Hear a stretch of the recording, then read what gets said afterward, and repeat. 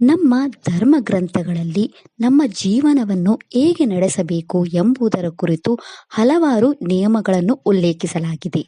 ಅವುಗಳಲ್ಲಿ ಕೆಲವನ್ನು ನಾವು ಈ ವಿಡಿಯೋದಲ್ಲಿ ತಿಳಿದುಕೊಳ್ಳೋಣ. ಈ ವಿಡಿಯೋದಲ್ಲಿ ನಾವು ಮಾನಸ ಪೂಜೆ, ಬ್ರಹ್ಮಚಾರ್ಯ ಸಮಯದಲ್ಲಿ ಅನುಸರಿಸಬೇಕಾದ ನಿಯಮಗಳು, ಜಪದ ಮಹತ್ವ, ಜಪ ಮಾಡುವಾಗ ಅನುಸರಿಸಬೇಕಾದ ನಿಯಮಗಳು ಮತ್ತು ಯಾಗದ ಮಹತ್ವದ ಬಗ್ಗೆ ತಿಳಿಯೋಣ. ಇದೆಲ್ಲದರ ಬಗ್ಗೆ ತಿಳಿಯಲು ಈ ಸಂಪೂರ್ಣ ವಿಡಿಯೋವನ್ನು ನೋಡಿ. ಮೊದಲಿಗೆ ಮಾನಸ ಪೂಜೆಯ ಬಗ್ಗೆ ತಿಳಿದುಕೊಳ್ಳೋಣ. ಹೆಸರೇ ಸೂಚಿಸುವಂತೆ ಈ ಪೂಜೆಯನ್ನು ಮನಸ್ಸಿನ ಮೂಲಕ ಮಾಡಲಾಗುತ್ತದೆ. ನಮ್ಮ ಜೀವನದಲ್ಲಿ ಕೆಲವೊಮ್ಮೆ ಯಾವುದೇ ಪೂಜೆಯನ್ನು ಮಾಡಲು ಸಾಧ್ಯವಾಗದಿದ್ದರೆ ಅಥವಾ ಯಾವುದೇ ದೇವಸ್ಥಾನಕ್ಕೆ ಹೋಗಲು ಸಾಧ್ಯವಾಗದಿದ್ದರೆ ನಾವು ಈ ಮಾನಸ ಪೂಜೆಯನ್ನು ಮಾಡಬಹುದು. ಮಹಿಳೆಯರು ವಿಶೇಷವಾಗಿ ತಮ್ಮ ಮುಟ್ಟಿನ ಸಮಯದಲ್ಲಿ ಈ ಮಾನಸ ಪೂಜೆಯನ್ನು ಮಾಡಬಹುದು. ಮಾನಸ ಪೂಜೆಯು ಧ್ಯಾನ ಯೋಗದ ಒಂದು ಅಭ್ಯಾಸವಾಗಿದೆ. ಇದರಲ್ಲಿ ನಾವು ರೂಪ ಅಥವಾ ದೇವತಾ ರೂಪವನ್ನು ಧ್ಯಾನಿಸುತ್ತೇವೆ ಮತ್ತು ಅದನ್ನು ನಮ್ಮ ಮನಸ್ಸಿನಿಂದ ಆರಾಧಿಸುತ್ತೇವೆ. ಇದಕ್ಕಾಗಿ ಮೊದಲು ನಾವು ಶಾಂತ ಮತ್ತು ಸ್ವಚ್ಛವಾದ ಸ್ಥಳವನ್ನು ಕಂಡುಕೊಳ್ಳಬೇಕು. ನಂತರ ನಾವು ಆರಾಮಾಗಿ ಕುಳಿತುಕೊಂಡು ನಾವು ಪೂಜಿಸಲು ಬಯಸುವ ರೂಪ ಅಥವಾ ದೇವರನ್ನು ಕಲ್ಪಿಸಿಕೊಳ್ಳಬೇಕು.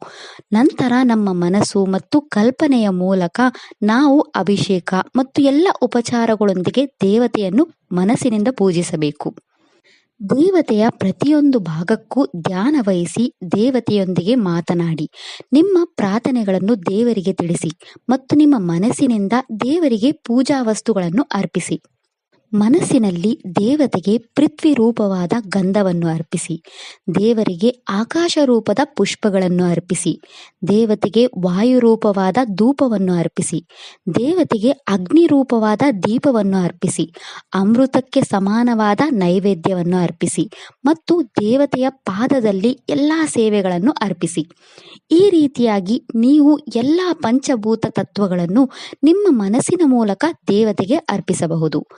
ಪೂಜೆಯ ನಂತರ ನೀವು ಮಂತ್ರಗಳ ಮೇಲೆ ಧ್ಯಾನಿಸಬಹುದು.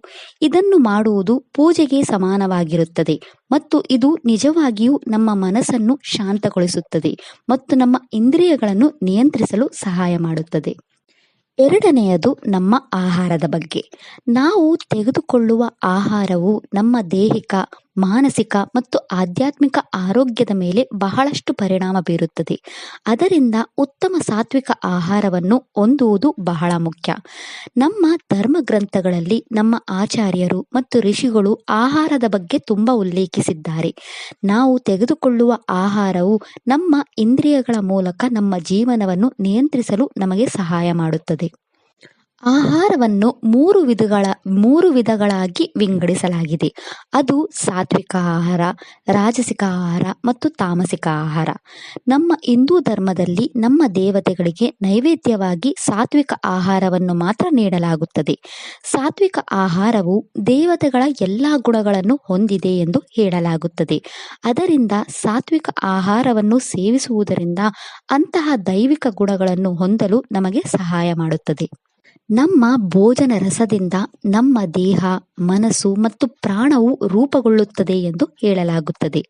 ಅಶುದ್ಧ ಆಹಾರದಿಂದ ರೋಗ, ಕ್ಷೋಭೆ ಮತ್ತು ದುಃಖ ಉಂಟಾಗುತ್ತದೆ. ಶುದ್ಧ ಭೋಜನದಿಂದ ಮನಸ್ಸು ಪವಿತ್ರವಾಗಿರುತ್ತದೆ. ಅನ್ಯಾಯ, ಪ್ರಾಮಾಣಿಕತೆ, ಕಲತೆ, ದರೋಡೆ ಇತ್ಯಾದಿಗಳಿಂದ ಸಂಪಾದಿಸಿದ ದೂಷಿತವಾದ ಆಹಾರಗಳ ಮೂಲಕ ಶುದ್ಧ ಮನಸ್ಸಿನ ನಿರ್ಮಾಣವಾಗುವುದಿಲ್ಲ. ವ್ರತ ಆಚರಣೆಯ ಸಮಯದಲ್ಲಿ ಸೇವಿಸಬೇಕಾದ ಕೆಲವು ಆಹಾರಗಳಿವೆ. ಧರ್ಮಗ್ರಂಥಗಳ ಪ್ರಕಾರ ವ್ರತದ ಸಮಯದಲ್ಲಿ ಹಸುವಿನ ಹಾಲು, ತುಪ್ಪ, ಮೊಸರು, ಬಿಳಿ ಎಳ್ಳು, ಹೆಸರುಕಾಳು, ಗೆಡ್ಡೆ, ಗೆಣಸು, ಬಾಳೆಹಣ್ಣು, ಮಾವು, ತೆಂಗಿನಕಾಯಿ, ಮೋಸಂಬಿ, ಕಿತ್ತಳೆ, ನೆಲ್ಲಿಕಾಯಿಯನ್ನು ಸೇವಿಸಬಹುದು.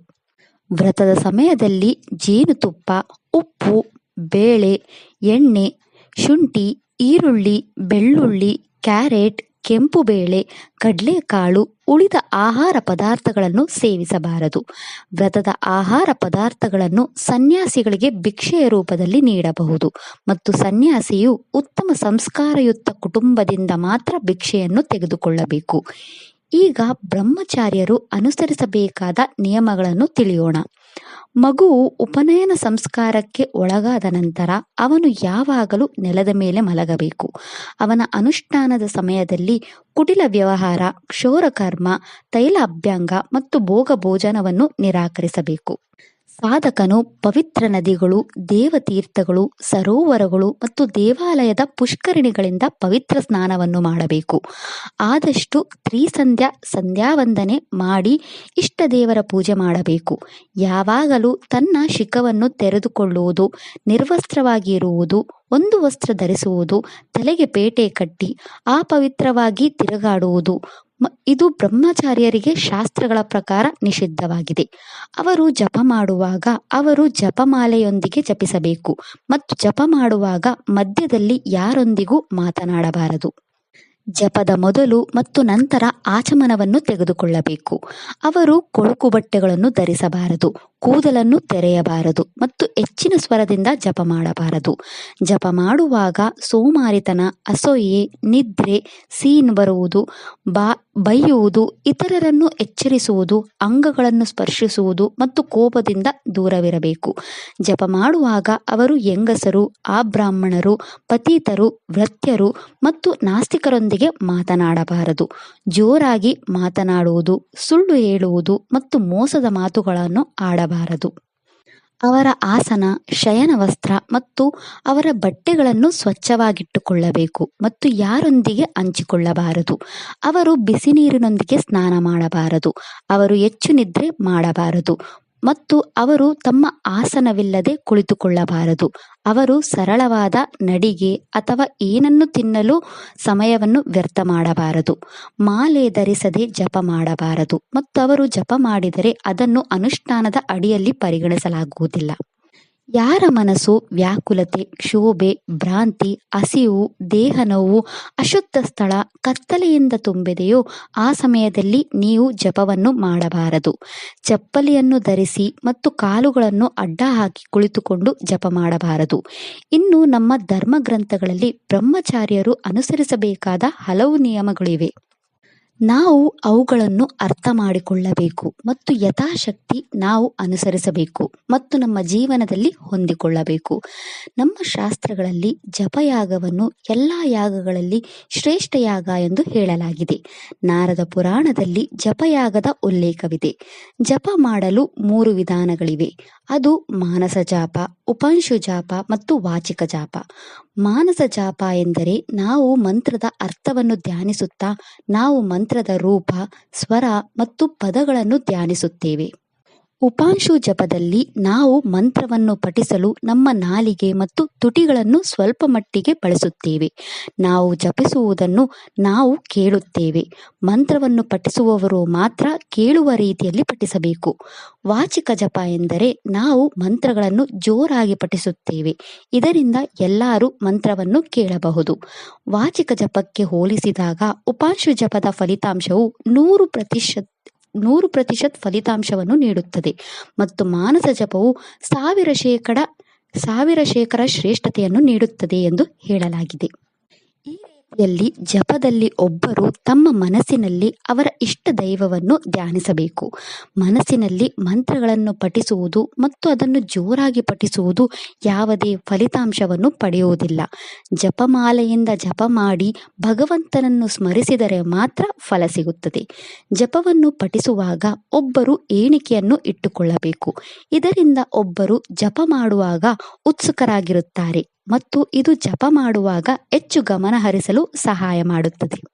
ಲೆಕ್ಕವಿಲ್ಲದೆ ಜಪ ಮಾಡಿದರೆ ಅವರು ಜಪಿಸುತ್ತಾರೋ ಇಲ್ಲವೋ ಎಂಬ ಅರಿವು ಇರುವುದಿಲ್ಲ. ಅವರ ಕೈಯಲ್ಲಿ ಜಪಮಾಲೆ ಇದ್ದರೆ ಈ ಸಮಸ್ಯೆ ಬರುವುದಿಲ್ಲ. ನಮ್ಮ ಮನಸ್ಸಿಗೆ ತೊಂದರೆಯಾದರೆ ನಮ್ಮ ಜಪ ಎಣಿಕೆ ನಿಲ್ಲುತ್ತದೆ ಮತ್ತು ಎಣಿಕೆ ಮುಂದೆ ಹೋಗುವುದಿಲ್ಲ. ಜಪಮಾಲೆ ಎಣಿಕೆಯು ಮುಂದೆ ಸಾಗುತ್ತಿದ್ದರೆ ನಮ್ಮ ಬಾಯಿಯ ಮೂಲಕ ಮಂತ್ರವನ್ನು ಪಠಿಸುವುದು ಸಹ ಸಮಾನವಾಗಿರುತ್ತದೆ ಮತ್ತು ಸ್ವಲ್ಪ ಸಮಯದ ನಂತರ ಎರಡೂ ನಮ್ಮ ಮನಸ್ಸನ್ನು ಆಕರ್ಷಿಸಲು ಸಹಾಯ ಮಾಡುತ್ತದೆ.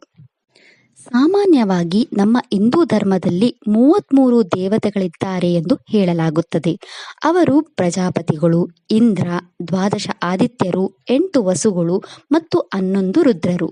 ನಾವು ದೇವತೆಗಳ ಬಗ್ಗೆ ಯಾವಾಗಲೂ ಕೆಟ್ಟದಾಗಿ ಮಾತನಾಡಬಾರದು ಅಥವಾ ಟೀಕಿಸಬಾರದು. ವೇದಾಂತ ದರ್ಶನದಲ್ಲಿ ಈ ದೇವತೆಗಳು ಏಕಕಾಲದಲ್ಲಿ ಅನೇಕ ಸ್ಥಳಗಳಲ್ಲಿ ಸಂಚರಿಸುತ್ತಾರೆ ಎಂದು ಹೇಳಲಾಗುತ್ತದೆ. ಅವರು ವಿವಿಧ ರೂಪಗಳೊಂದಿಗೆ ಪ್ರಯಾಣಿಸುತ್ತಾರೆ ಮತ್ತು ಅವರ ಭಕ್ತರಿಂದ ಪೂಜಾ ಸೇವೆಯನ್ನು ಸ್ವೀಕರಿಸುತ್ತಾರೆ. ಶಾಸ್ತ್ರಗಳ ಪ್ರಕಾರ ಎಲ್ಲ ದೇವತೆಗಳ ಧ್ಯಾನ ಮತ್ತು ಪೂಜೆಯನ್ನು ಧರ್ಮಗ್ರಂಥಗಳಲ್ಲಿ ಸ್ಪಷ್ಟವಾಗಿ ಉಲ್ಲೇಖಿಸಲಾಗಿದೆ. ಎಲ್ಲ ಸಾಧನೆಗಳು ಮತ್ತು ಎಲ್ಲ ಪೂಜೆಗಳ ಫಲಿತಾಂಶವು ಯಾವಾಗಲೂ ಈ ಮಾನವ ಜೀವನದಿಂದ ಭಗವತ್ ಪ್ರಾಪ್ತಿ ಮತ್ತು ಮುಕ್ತಿಯನ್ನು ಸಾಧಿಸುವಂತಿರಬೇಕು. ದೇವತೆಗಳು ನಮ್ಮ ಸೇವೆಯಿಂದ ಸಂತುಷ್ಟರಾದಾಗ ಅವರು ಭಗವಂತನ ಸಾನ್ನಿಧ್ಯವನ್ನು ತಲುಪಲು ನಮಗೆ ಸಹಾಯ ಮಾಡುವ ಪುರುಷಾರ್ಥಗಳನ್ನು ಅನುಗ್ರಹಿಸುತ್ತಾರೆ. ಒಬ್ಬರು ಯಾವಾಗಲೂ ಪುರಾಣಗಳು, ಶಾಸ್ತ್ರಗಳು, ಧರ್ಮಗ್ರಂಥಗಳು ಮತ್ತು ಆಗಮ ಗ್ರಂಥಗಳನ್ನು ಓದಬೇಕು. ನಮ್ಮ ಹಿಂದೂ ಸಂಸ್ಕೃತಿ ಮತ್ತು ನಮ್ಮ ವೇದ ಪುರಾಣಗಳಲ್ಲಿ ಯಾಗ ಮಾಡುವುದರಿಂದ ಆಗುವ ಅಗಾಧವಾದ ಪ್ರಯೋಜನಗಳನ್ನು ಉಲ್ಲೇಖಿಸಲಾಗಿದೆ. ಯಾಗದ ಮೂಲಕ ವಿಶ್ವಾತ್ಮ ಪ್ರಭುವನ್ನು ತೃಪ್ತಿಪಡಿಸುವ ಮೂಲಕ, ಆರಾಧನೆಯ ಮೂಲಕ ಮತ್ತು ಪುರಾಣಗಳಲ್ಲಿ ಯಾಗದ ಮೂಲಕ ನಾವು ಭಗವಂತನನ್ನು ಹೇಗೆ ಮೆಚ್ಚಿಸಬಹುದು ಮತ್ತು ಯಾಗವನ್ನು ಮಾಡುವಾಗ ಅನುಸರಿಸಬೇಕಾದ ನಿಯಮಗಳ ಉಲ್ಲೇಖವಿದೆ. ಜನ್ಮಚಕ್ರದಿಂದ ಮುಕ್ತನಾಗಲು ಬಯಸುವವನು ಖಂಡಿತವಾಗಿಯೂ ಈ ಶುಭ ಕಾರ್ಯಗಳನ್ನು ಮಾಡಬೇಕು. ವೇದಗಳು ಭಗವಂತನ ಮೂಲ ರೂಪ. ಆ ವೇದಗಳ ಪ್ರಮುಖ ಪ್ರವೃತ್ತಿಯು ಯಾಗಗಳ ಅನುಷ್ಠಾನದಲ್ಲಿದೆ. ಯಾಗಗಳ ಮೂಲಕ ಭಗವಂತ ಸದಾ ನಮ್ಮನ್ನು ಕಾಪಾಡುತ್ತಾನೆ. ಇದರಿಂದ ಮಾತ್ರ ಭಗವಂತ ಜಗತ್ತಿನ ಸಂರಕ್ಷಣೆ ಮಾಡುತ್ತಾನೆ. ಭಗವದ್ಗೀತೆಯಲ್ಲಿ ಕೃಷ್ಣನು ಯಾಗದ ಪ್ರಯೋಜನಗಳನ್ನು ಉಲ್ಲೇಖಿಸಿದ್ದಾನೆ. ಯಾಗಗಳಲ್ಲಿ ವೇದಗಳು ಮತ್ತು ಪರಮಾತ್ಮನ ಪ್ರತಿಷ್ಠೆ ಇದೆ. ಅದರಿಂದ ಯಾಗವನ್ನು ಮಾಡುವುದರಿಂದ ಭಗವಂತನನ್ನು ಮೆಚ್ಚಿಸುತ್ತದೆ ಮತ್ತು ಅವನ ಅನುಗ್ರಹವನ್ನು ನೀಡುತ್ತದೆ. ಇದು ನಮ್ಮ ಧರ್ಮ ಗ್ರಂಥಗಳಲ್ಲಿ ಉಲ್ಲೇಖಿಸಲಾದ ಕೆಲವು ಧರ್ಮ ನಿಯಮಗಳ ಬಗ್ಗೆ. ಈ ರೀತಿಯಾಗಿ ನಾವು ಇನ್ನೂ ಧರ್ಮ ನಿಯಮಗಳ ವಿಡಿಯೋಗಳನ್ನು ನಮ್ಮ ಚಾನೆಲ್ನಲ್ಲಿ ಅಪ್ಲೋಡ್ ಮಾಡುತ್ತೇವೆ. ಅದರಿಂದ ಇಂತಹ ಹೆಚ್ಚಿನ ವಿಡಿಯೋಗಳಿಗಾಗಿ ನಮ್ಮ ಚಾನೆಲನ್ನು ವೀಕ್ಷಿಸುತ್ತಿರಿ. ಈ ವಿಡಿಯೋ ಇಷ್ಟ ಆದರೆ ಲೈಕ್ ಮಾಡಿ, ಶೇರ್ ಮಾಡಿ ಮತ್ತು ಚಾನೆಲ್ ಸಪೋರ್ಟ್ ಮಾಡೋಕೆ ಸಬ್ಸ್ಕ್ರೈಬ್ ಮಾಡಿ. ಧನ್ಯವಾದಗಳು.